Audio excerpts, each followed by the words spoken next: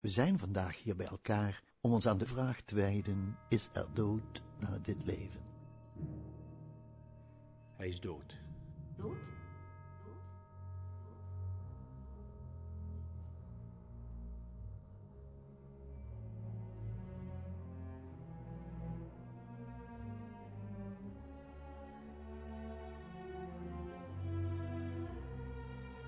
Ja, dood.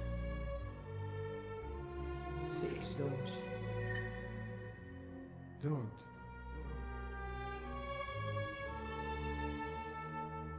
Ja, dood.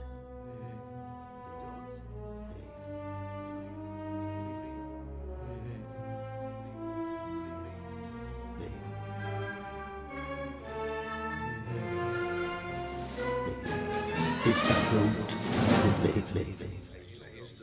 Ze is dood. Dood.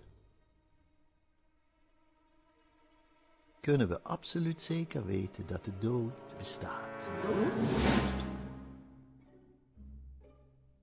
Je moet daar niet over nadenken. Je moet realistisch zijn. Dood is dood.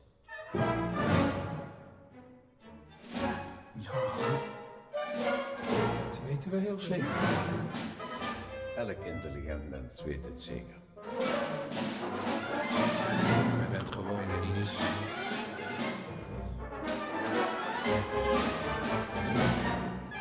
Dood? Dood. Dood. Wat doet het idee van dood en sterven met ons?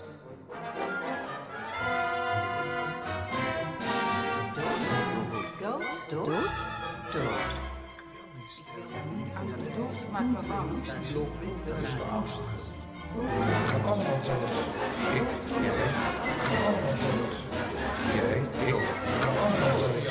Allemaal dood. Nooit iemand teruggekeerd. Vorm is leegte. Leegte is vorm. Vorm is leegte.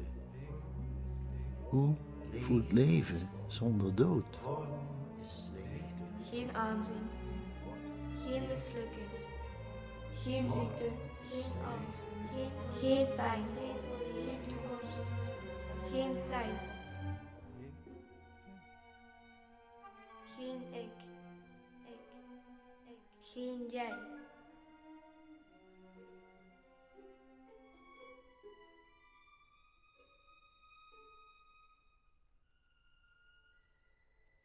And that is why the notion of death cannot be applied to reality.